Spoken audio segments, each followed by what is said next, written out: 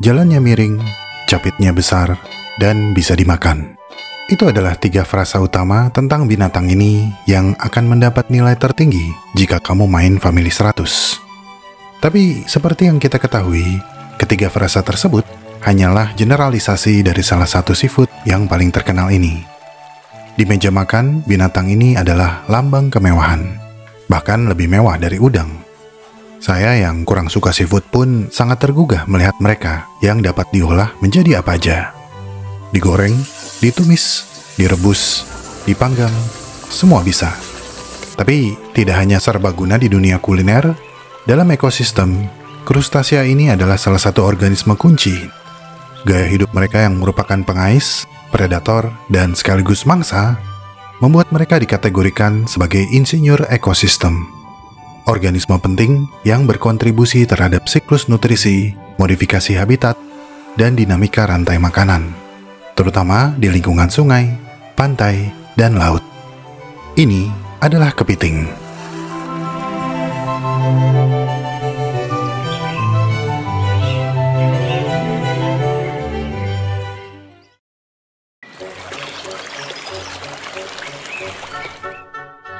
Kata kepiting berasal dari bahasa Melayu kepit, mengacu pada kaki depannya yang berbentuk capit dan mampu menjepit. Iya, sepasang kaki yang mampu menjepit tersebut adalah kaki mereka yang telah dimodifikasi dan disebut chelae. Sementara 4 pasang kaki lainnya berfungsi untuk bergerak. Kepiting memiliki 10 kaki, dan oleh sebab itu, anggota subfilum krustasea ini dikelompokkan ke dalam ordo Decapoda dari infraordo Brachyura. Nama ordonya yaitu Decapoda, seperti yang barusan saya bilang, mengacu pada jumlah kakinya. Dalam bahasa Yunani, Deca berarti 10 dan Poda berarti kaki. Sedangkan nama infraordo Brachyura berasal dari kata dalam bahasa Yunani brachis yang berarti pendek dan oura yang berarti ekor, merujuk pada abdomen yang mirip ekor pendek yang terlipat dan tersembunyi di bawah toraksnya. Meskipun identik dengan habitat air, kepiting dapat ditemukan di hampir setiap habitat di bumi, termasuk lautan, air tawar, dan bahkan di daratan. Dengan beberapa spesies telah beradaptasi untuk hidup di lingkungan yang sangat beragam, seperti terumbu karang, gua, gurun, hingga hutan. Kebanyakan spesies umumnya ditutupi dengan eksoskeleton atau cangkang luar yang tebal, yang sebagian besar terdiri dari kitin dan sangat termineralisasi. Pada spesies air, di belakang sepasang chelae atau capit mereka, terdapat 3 pasang kaki untuk berjalan, dan sepasang kaki renang yang biasanya pipih. Beberapa kepiting, seperti Portunidae dan Matutidae, mampu menggunakan kaki belakangnya untuk berenang, terutama Portunidae, yang sepasang kaki belakangnya pipih dan sangat ideal untuk berenang. Sementara pada spesies darat, kaki renang pipih ini tidak ada. Jadi, spesies air memiliki 3 pasang kaki berjalan, spesies darat memiliki 4 pasang kaki berjalan. Tapi, semua kepiting, baik spesies yang hidup di darat maupun yang di air, sama-sama bernapas melalui insang yang terlindung di dalam cangkang di bagian bawah tubuhnya. Insang ini harus tetap basah atau setidaknya lembab agar kepiting dapat bernapas. Karena artikulasi atau sendi kaki yang terletak di samping tubuhnya, kepiting biasanya berjalan menyamping. Gaya berjalan ini lebih efisien. Namun, ini pun tidak mutlak karena ada beberapa kelompok kepiting yang berjalan maju atau mundur, termasuk Raninida, Libina emarginata, dan Mycteris platychelys. Sebagian besar spesies kepiting terbilang aktif dengan pola perilaku yang kompleks, seperti berinteraksi dengan melambaikan atau saling membenturkan capitnya. Interaksi ini cenderung agresif terhadap satu sama lain, terutama pada kepiting jantan yang sering berkelahi untuk mendapatkan akses mengawini betina. Kepiting juga sering berkelahi memperebutkan lubang persembunyian, terlebih di pantai berbatu, di mana hampir semua lubang dan celah telah berpenghuni.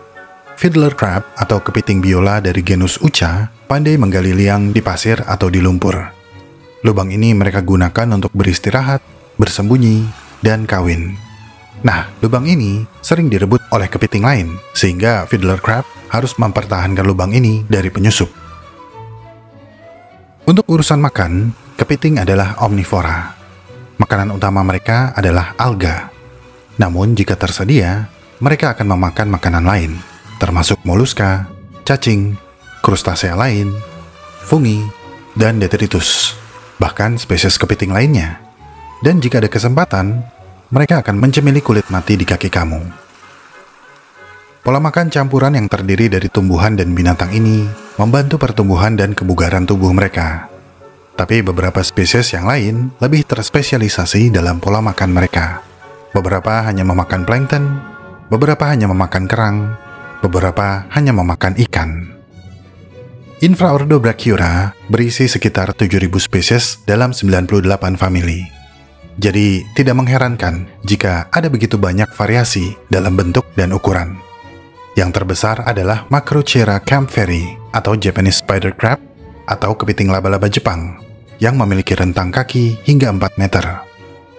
Yang terkecil adalah pea crab atau kepiting kacang dari genus Pinoteres yang hanya berukuran kurang lebih 6 mm. Nah, ketika berbicara tentang kepiting kacang, mungkin teman-teman pernah menemukan kepiting ini ketika memakan kerang atau oyster. Guys, sumpah aku kan habis makan kerang kan guys, ini kan. Terus aku pas mau kopek buka, wis nampak nih guys kepiting kecil. Rupanya ini kerangnya kan guys. Dia lagi makan kepiting terus diambillah sama kita. Nengok nih guys, kepiting kecil banget guys, kecil banget kepitingnya. Rupanya makanan kerang itu kepiting kecil kayak gini nah. Ininya nggak aku makan ya guys, aku makan ininya aja, kerangnya, dagingnya. Nah guys, aku menemukan lagi guys, dia makannya di sini guys kepitingnya, nengok. Nah ini, jadi kepitingku ada 2 guys, nengok. Tring. Guys, ada lagi guys, 3 guys. Aku menemukan 3 kepiting, hore. Pea crab atau kepiting kacang adalah kepiting kecil dalam famili Pinotheridae yang hidup sebagai parasit pada tiram, remis, kerang, dan spesies bivalvia lainnya. Jadi kalau menemukan kepiting ini di dalam kerang, bukan karena kepiting ini dimakan kerang ya, tapi sebaliknya, kerangnya yang dimanfaatkan oleh kepiting. Dan ya, nggak apa-apa kalau kepiting ini juga kamu makan, karena apa sih yang nggak kita makan? Namun, ada beberapa krustasea yang terlihat seperti kepiting, tapi sesungguhnya bukan kepiting, atau setidaknya bukan kepiting sejati, seperti king crab dan porcelain crab. Mereka adalah false crab atau kepiting palsu. King crab atau kepiting raja dan porcelain crab atau kepiting porselen bukanlah kepiting sejati, melainkan kelompok krustasea yang telah mengembangkan ciri-ciri yang mirip dengan kepiting sejati melalui proses evolusi yang dikenal sebagai carcinization atau karsinisasi. Ini nanti akan kita bahas lebih dalam. Tapi, meskipun banyak kelompok lain yang telah mengalami proses serupa, karsinisasi paling maju terjadi pada kepiting. Telson atau ekor tidak lagi berfungsi, dan uropod atau ujung ekor sudah tidak ada. Kemungkinan dalam proses evolusi telah terjadi pergeseran fungsi menjadi penahan agar abdomen atau perut mereka yang mengecil tetap menempel erat pada dada.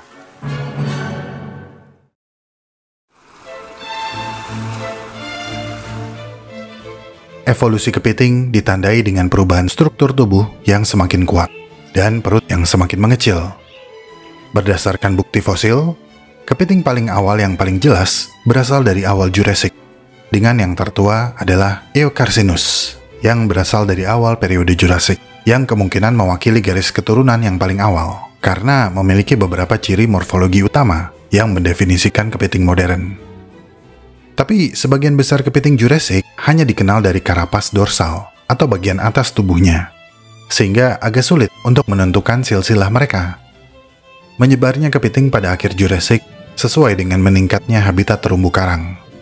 Meskipun habitat ini akan menurun pada akhir Jurassic, keragaman kepiting mengalami peningkatan selama periode Cretaceous dan mewakili sebagian besar kelompok Decapoda yang mendominasi pada akhir periode tersebut. Infraordo kepiting Brachyura termasuk dalam kelompok Reptantia yang terdiri dari Decapoda yang berjalan atau merangkak seperti lobster dan kepiting. Kerabat dekat Brachyura adalah Infraordo Anomura yang berisi kelomang, kepiting kelapa, dan lain-lain. Sekitar 10 juta tahun yang lalu, di lepas pantai yang sekarang menjadi Selandia Baru, muncul Arthropoda purba dengan tubuh penuh duri, berkaki panjang yang juga berduri, dan bercapit, menjelajahi dasar Samudra Pasifik untuk mencari makanan. Ini adalah leluhur king crab atau kepiting raja modern. Para ilmuwan menyebutnya Paralomis debodeorum. Seperti king crab, Paralomis debodiorum memiliki karapas bundar dan berduri, serta tubuh seukuran bola kasti. Tetapi tidak banyak yang diketahui tentang Decapoda purba ini. Fosil ini adalah satu-satunya fosil yang pernah ditemukan. Dan jika dicocokkan dengan cara hidup kepiting raja modern, para ilmuwan berpendapat bahwa Paralomis debodiorum mungkin hidup di perairan yang sangat dalam dan dingin. Karena bentuk dan kebiasaan hidupnya, para ilmuwan sepakat kalau kita melihatnya hari ini, banyak yang akan mengiranya sebagai kepiting. Tapi ini bukan kepiting. Ini kepiting palsu. Atau dalam bahasa halusnya, ini bukan kepiting sejati.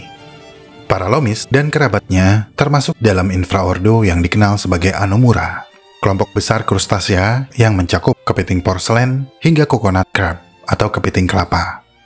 Meskipun terlihat dan sering disebut sebagai kepiting, tidak satupun dari mereka termasuk golongan kepiting sejati.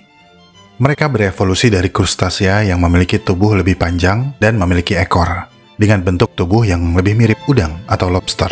Dan kemudian, selama jutaan tahun proses evolusi, bentuk tubuh mereka perlahan tampak seperti kepiting. Dan secara independen, dari generasi ke generasi, mereka berubah menjadi kepiting palsu, imposter, poser, faker. Begitu kata anak-anak sekarang. Pertanyaannya, mengapa ini terus terjadi? Apa yang membuat bentuk kepiting begitu sukses secara evolusi? Dan kesuksesan apa yang membuat organisme yang bukan kepiting seperti iri dan ingin menjadi seperti kepiting? Jawabannya tampaknya sangat berkaitan dengan fleksibilitas. Organisme seperti kepiting diduga berasal dari akhir periode Devon, sekitar 365 juta tahun yang lalu. Dan salah satu krustasea Decapoda pertama yang diketahui adalah Paleopalemon. Sekali lagi, nama ordo Decapoda diberikan berdasarkan jumlah kakinya yang 10. Dan ordo ini mencakup krustasea seperti udang kecil, udang karang, lobster, dan kepiting, baik yang sejati maupun yang palsu. Dan Paleopalemon bisa dibilang adalah lobster tertua yang pernah ditemukan. Dan secara teknis, merupakan salah satu Decapoda tertua. Seperti lobster modern, Paleopalemon kemungkinan besar hidup di dasar laut, dan mungkin memiliki organ pelengkap khusus yang digunakan untuk mencari makan di lumpur yang lembut di dasar laut. Namun kemudian, kurang lebih 260 juta tahun yang lalu, anggota ordo Decapoda terbagi menjadi dua kelompok. Yang pertama adalah Anomura atau kepiting palsu, dan Brachyura atau kepiting sejati. Kepiting sejati tertua yang diketahui adalah Eoprosopon, yang hidup 185 juta tahun yang lalu pada awal periode Jurassic. Dan para ilmuwan dulu sempat berdebat apakah ini benar-benar termasuk dalam keluarga kepiting. Karena ada beberapa ciri yang tidak mewakili kepiting, seperti perut yang sedikit lebih memanjang dan antena yang sangat menonjol. Namun, berkat kemajuan teknologi yang menghadirkan teknik pencitraan baru, para peneliti memutuskan bahwa Eoprosopon adalah anggota Brachyura yang sangat awal. Teknologi. Di sisi lain cabang filogeni Decapoda, ada Platycota yang sedikit lebih tua dari Eoprosopon, sekitar 200 juta tahun dari periode Triasik akhir. Nah, Platycota dianggap sebagai kepiting palsu tertua dan lebih mirip lobster. Namun seiring berjalannya proses evolusi, baik Anomura maupun Brachyura memiliki tubuh yang semakin mendekati apa yang kita anggap sebagai bentuk kepiting yang saat ini sangat kita kenal. Selama lebih dari 100 tahun, para ilmuwan telah berusaha mencari tahu mengapa hal ini terjadi. Hingga akhirnya, salah satu naturalis dan ahli zoologi dari Inggris bernama Lancelot Alexander Borradaile adalah yang pertama yang meneliti hal ini. Dan pada tahun 1916, beliau menamai fenomena tersebut sebagai carcinization atau karsinisasi, yang berarti menjadi seperti kepiting. Beliau juga menjelaskan bagaimana proses tersebut diduga terjadi. Menurut Pak Lancelot, pada dasarnya, pleon atau ekor lobster yang panjang akan memendek seiring waktu dan terselip di bagian bawah tubuh. Dan pada saat yang sama, karapas atau bagian depan lobster yang sempit melebar dan menjadi lebih datar, hingga akhirnya tampak seperti apa yang kita sebut kepiting. Para peneliti menyebut squat lobster mirip seperti peralihan antara lobster dan kepiting. Tapi ini masih belum menjawab pertanyaan, mengapa? Mengapa organisme-organisme ini berulang kali berubah dari panjang dan sempit menjadi datar dan bulat? Nah, pada tahun 1980-an, ada sebuah penelitian yang menganalisis semua fosil krustasea di seluruh era Mesozoikum dan menemukan bahwa salah satu kemungkinannya adalah keinginan mobilitas yang lebih tinggi. Bentuk tubuh yang seperti kepiting yang bulat dan pipih memungkinkan efisiensi berjalan, berlari, berenang, dan menggali, bahkan memanjat pohon. Sebaliknya, mereka yang bentuknya mirip lobster atau udang seringkali terbatas pergerakannya, seperti hanya untuk berenang, hanya untuk menggali, atau cuma bisa merangkak di dasar laut.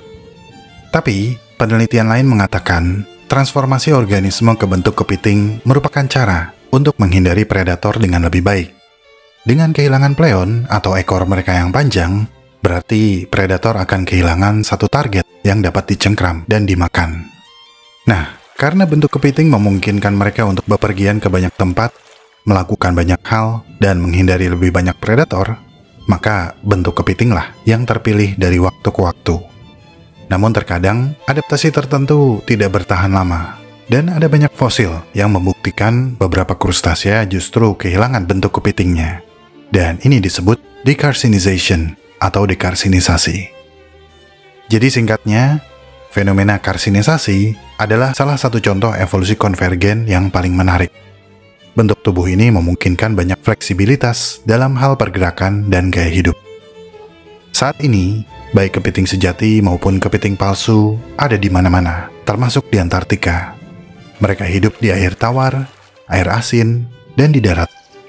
Mereka dapat berjalan di dasar laut, berenang dan meluncur di pantai, menggali pasir, hingga berjalan dan memanjat. Pada akhirnya, semuanya adalah tentang seberapa baik suatu organisme dapat bertahan hidup di lingkungannya. Jadi, kita nggak bisa menyalahkan organisme manapun yang ingin mendapatkan kehidupan ideal seperti kepiting. Dan tidak ada salahnya juga, semua, baik yang sejati maupun yang palsu, kita panggil dengan sebutan kepiting.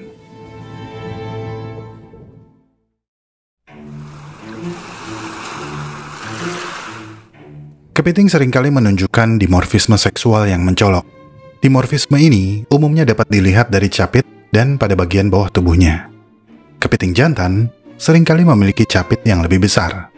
Ini dapat kita perhatikan pada fiddler crab atau kepiting biola dari genus Ucha, famili Ocypodidae. Pejantan kepiting biola memiliki satu capit yang sangat besar yang digunakan sebagai sarana berkomunikasi, khususnya untuk menarik pasangan. Perbedaan lainnya adalah bentuk pleon mereka. Pada kebanyakan kepiting jantan, pleonnya ramping dan berbentuk segitiga. Sedangkan pada kepiting betina, pleonnya lebih lebar dan membulat. Ini karena kepiting betina akan membawa telur yang telah dibuahi di bagian ini. Saat musim kawin tiba, kepiting menarik pasangan melalui berbagai macam cara, di antaranya melalui kimia seperti feromon, visual, akustik, atau getaran. Feromon digunakan oleh sebagian besar kepiting akuatik atau kepiting yang hidup di air. Sedangkan kepiting darat atau kepiting terestrial dan semi-terestrial seringkali menggunakan sinyal visual, seperti kepiting biola jantan yang melambaikan capit besarnya untuk menarik betina. Sisanya dapat menjentikkan capitnya atau memukulkan capitnya ke tanah dalam serangkaian ketukan untuk menarik betina.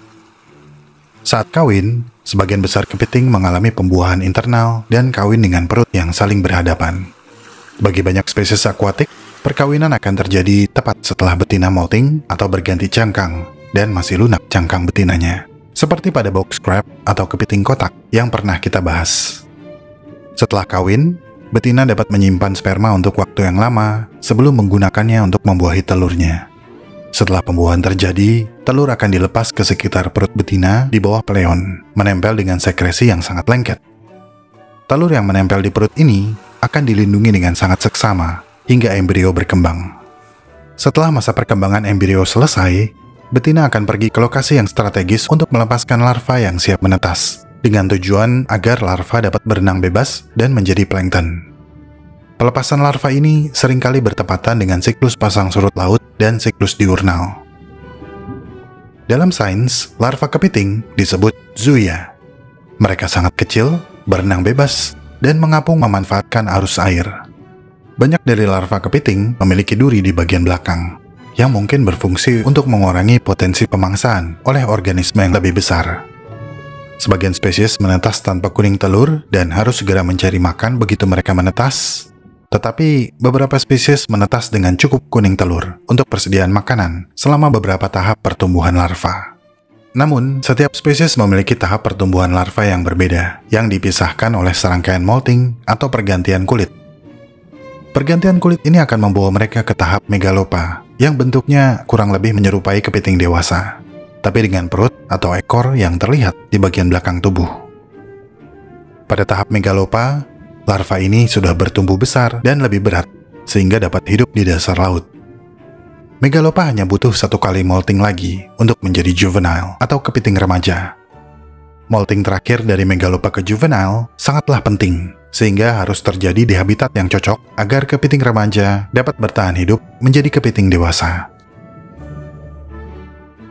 Pada sebagian besar spesies kepiting darat, mereka harus pergi ke laut untuk melepaskan larva mereka yang siap menetas. Dalam beberapa kasus, kebutuhan ini memerlukan migrasi yang sangat ekstensif dan mereka biasanya bepergian dalam jumlah yang masif. Sebaliknya, setelah hidup sebagai larva di dasar laut, kepiting remaja juga harus melakukan migrasi kembali ke darat, masih bersama-sama dengan jumlah yang sangat masif. Ini mereka lakukan untuk memperbesar kemungkinan keselamatan, karena di banyak daerah tropis, migrasi ini seringkali menarik perhatian dan mengakibatkan banyak kepiting yang bermigrasi dimangsa ataupun terlindas kendaraan. Like cover the entire Well, this guy don't even care. Oh, it's brutal. Miller's over here laughing. I'm like, I don't cringing. mean to laugh, but that guy just like, forget it. We got places to be. He probably has to do that. Kepiting remaja masih harus molting berkali-kali untuk menjadi dewasa. Ini karena tubuh mereka akan tumbuh menjadi semakin besar. Jika tidak molting, cangkang keras akan mencegah pertumbuhan dan mereka dapat mati tertekan dalam cangkang mereka sendiri. Siklus molting sepenuhnya dikoordinasikan oleh hormon. Saat bersiap untuk molting, hormon akan membuat cangkang lama melunak dan sebagian besar terkikis, sementara bagian dasar cangkang baru perlahan terbentuk di bawahnya. Pada saat molting, kepiting akan menyerap banyak air untuk mengembang dan meretakkan cangkang lama pada garis yang terdapat di sepanjang tepi belakang karapas. Kepiting kemudian harus berusaha sekuat tenaga mengeluarkan seluruh tubuhnya, termasuk kaki-kakinya, bagian mulutnya, tangkai matanya, dan bahkan bagian depan dan belakang saluran pencernaan dari cangkang lamanya. Ini adalah proses sulit yang memakan waktu berjam-jam. Dan jika dalam proses ini, kepiting kehilangan tenaga dan terjebak sebelum ia melepaskan diri dari cangkang lamanya, kepiting kemungkinan besar akan mati. Setelah berhasil keluar, cangkang lama yang telah dilepaskan ini disebut exuvia. Setelah melepaskan exuvia, tubuh kepiting menjadi sangat lunak, sehingga mereka harus segera bersembunyi untuk menghindar dari predator, setidaknya sampai cangkang barunya mengeras. Di alam liar, kepiting merupakan sumber makanan yang melimpah bagi banyak predator, seperti burung, sotong, dan beberapa ikan pari. Hal ini menjadikan kepiting sangat penting bagi lingkungannya, karena membantu menjaga populasi dan pertumbuhan spesies lain. Oleh karena itu, keberadaan kepiting dapat digunakan sebagai bioindikator bagi ekosistem yang seimbang dan berkembang. Beberapa kepiting juga memiliki hubungan yang saling menguntungkan dengan spesies lain, seperti coral crab atau kepiting karang yang hidup di karang, yang sesuai namanya membantu membersihkan karang sekaligus mendapatkan tempat berteduh.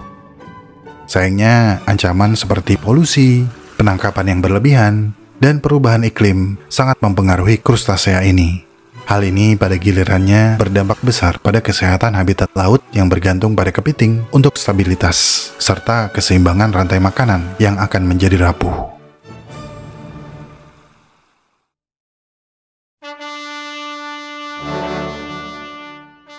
Dalam dunia kuliner, kepiting dapat diolah dengan berbagai cara dan disantap sebagai hidangan di seluruh dunia. Semua orang yang nggak gatal-gatal pasti suka kepiting. Beberapa spesies dapat dimakan utuh, termasuk cangkangnya sebagai kepiting cangkang lunak. Sementara kepiting spesies lain hanya capit atau kakinya aja yang dimakan. Ini biasanya terjadi pada kepiting yang berukuran besar. Dalam banyak budaya, telur kepiting juga dimakan. Biasanya berwarna oranye atau kuning yang dapat ditemukan pada kepiting yang subur. Ini merupakan kuliner yang cukup populer di budaya Asia Tenggara, Eropa Timur, dan beberapa budaya di Amerika Latin. Di beberapa daerah, tambahan rempah-rempah akan meningkatkan cita rasa dan pengalaman kuliner. Di Asia, kepiting dipanggang dan digoreng.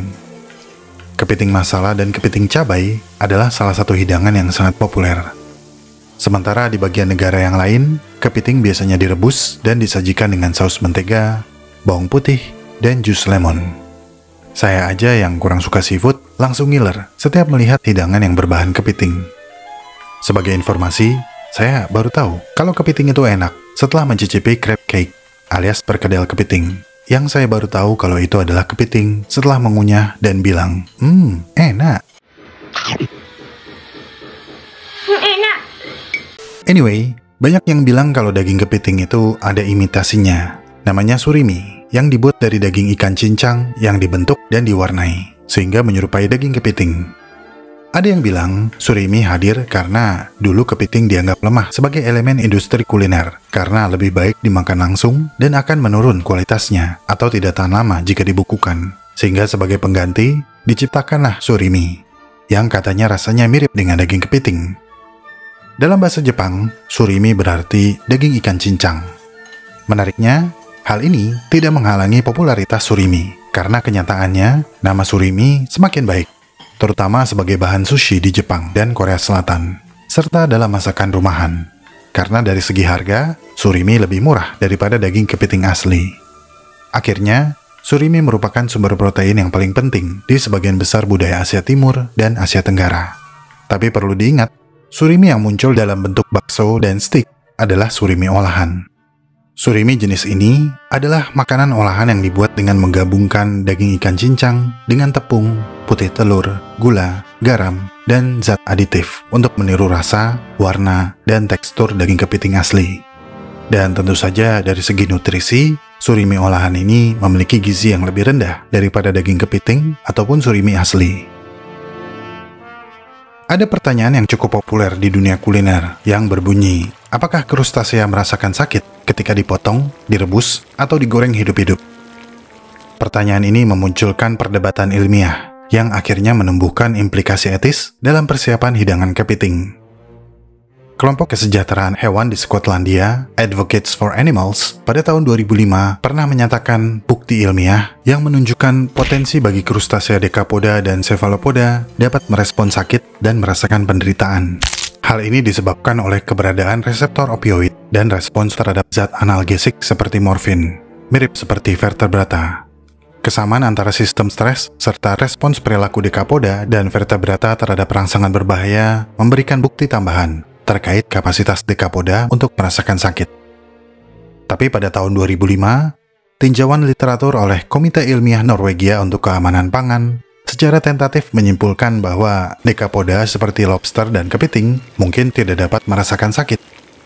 Meskipun demikian, mereka juga mencatat bahwa pengetahuan pasti tentang kepekaan pada krustasea masih kurang. Jadi diperlukan banyak penelitian untuk memastikan klaim ini. Kesimpulan ini didasarkan pada sistem saraf lobster yang sederhana. Mereka menambahkan, reaksi keras lobster dan kepiting terhadap air mendidih merupakan respons refleks terhadap rangsangan yang berbahaya. Dan respons ini tidak melibatkan persepsi kesadaran. Namun pada tahun 2005, sebuah publikasi dari Otoritas Keamanan Pangan Eropa atau EFSA menyatakan bahwa krustasea dekapoda memiliki perilaku yang kompleks dalam respons rasa nyeri. Mereka juga seakan memiliki kemampuan belajar yang cukup besar, dan tampaknya memiliki tingkat kesadaran tertentu. Berdasarkan bukti ini, mereka menempatkan semua krustasea dekapoda ke dalam kategori hewan penelitian yang patut dilindungi, sama seperti vertebrata. Dan pada tahun 2021, penelitian yang dilakukan EFSA dikaji ulang, dan beberapa negara secara resmi mengakui kalau krustasea dekapoda dan cephalopoda sebagai makhluk berakal yang mampu merasakan nyeri. Jika disederhanakan, krustasea seperti kepiting, lobster dan udang, serta gurita, sotong, dan cumi-cumi dapat merasakan sakit jika dipotong, direbus, atau digoreng dalam keadaan hidup.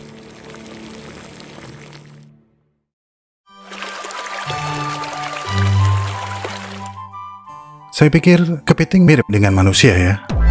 Bukan secara fisik, tapi dari perjalanan hidup. Penuh dinamika dan perjuangan. Banyak mengalami perubahan sepanjang perjalanan. perjalanan yang menambah pengalaman dan kematangan.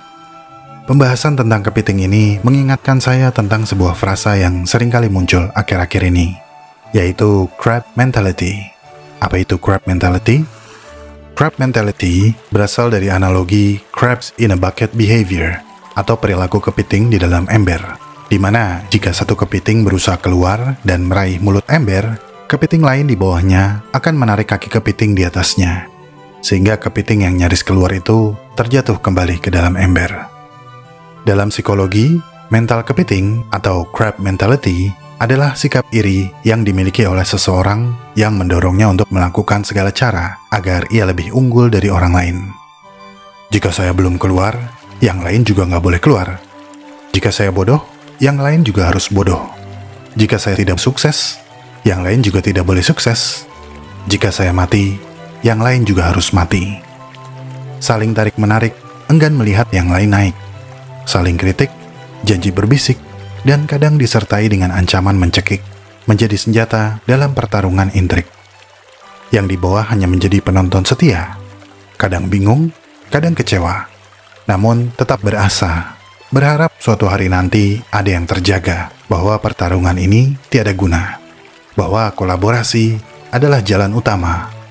Naik bersama itu lebih indah daripada menjatuhkan sesama. Masa kalau mau sukses dihalang-halangi? Masa kalau mau maju ditahan dan dipukuli? Sampai kapan ngomong Inggris dikit difitnah dan dimusuhi? Sampai kapan yang cerdas dibuli? Sampai kapan kejujuran dikebiri?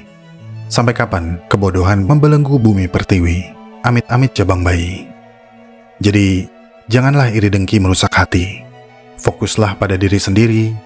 Tanamkan ilmu sedari dini, sehingga menjadi kritis dewasa nanti.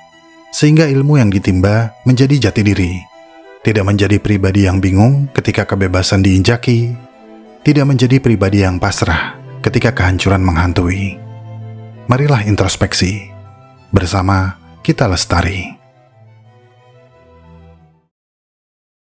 Pendanaan Alam Semenit sebagian berasal dari dukungan para donatur di Saweria, Dimas, HPMA Social Club Featherwings, Revas Tamada, Ubur-Ubur Gila, Kayla Kowalskiach, Perkenalkan Jack, Pram dan Banu, Ami Aidan, Tolong Saya Akan Meletop, Fahri Love Gabriela, Pak Erik SDN 116-7 Siliwangi, Sewak Kebaya di Parvati Attire, Hamba Allah, Flycatcher.id, Sinar Michael Palembang, Toko Sinar Michael Palembang, Sinar Michael, Supplier Bangunan, Faisa Yang Rifdah, Andes Fonsel Purbalingga, Gesa Raili Anak Ibu Bapak, Kila Nadif Nafis, Chandra Tiket Online, Semoga Medina jadi karta amin, semoga Alip jadi karta amin, Didin, Dash, Hans Kucing, Pemburu MILF di dunia lain, Poltrada Bali, Aslam Shop, Stream Hoshino Yukue by Argo Nafis, Amung dan Wida Ngebis, Gabriela Cinta Fahri, Kemangi, kakaknya Gamin, kakaknya Gajah Mini, Idam at f4.net, at idam.saferegic, Amung dan Wida Ngebis, Aku Selalu Sayang Wida Kusida, Ajri, Yusril Sayang Dialova, Dimas Rizky Wibowo, Teman, Renji anaknya Reni Suraji, Rido Manah Akikah, Joshua Marcelsi, Grohu Store Purbalingga, Budi, Okta Cintaku Ento Surento Takento, Regurgo, Pecinta Star Bulus Asper, Baramanjenun, Hamdan Sayang Yagi, Atik Dapurch, Wuling Owner Lover Family,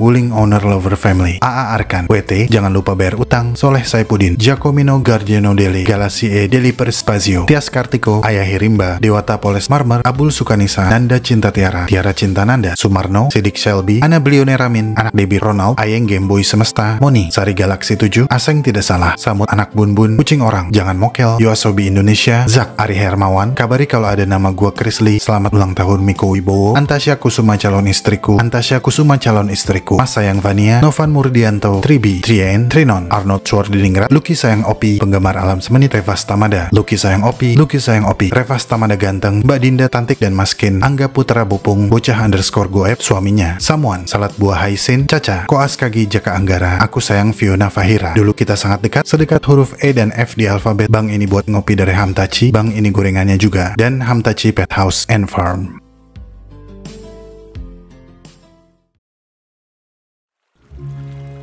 Terima kasih telah menonton sampai menit ini. Saya sangat-sangat menghargai segala dukungan yang teman-teman berikan kepada Alam Semenit. Jika ingin tahu lebih banyak tentang subjek pembahasan dalam video ini, cek deskripsi video. Di sana teman-teman bisa menemukan segala jurnal, literatur, dan referensi saya dalam menyusun naskah. Jika suka dengan pembahasan dari Alam Semenit, like video ini dan share. Karena like dan share dari kamu akan membantu perkembangan channel ini. Ikuti perkembangan semua hal yang aneh menjijikan, dan indah yang mengundang rasa ingin tahu kita semua. Sampai jumpa di video selanjutnya.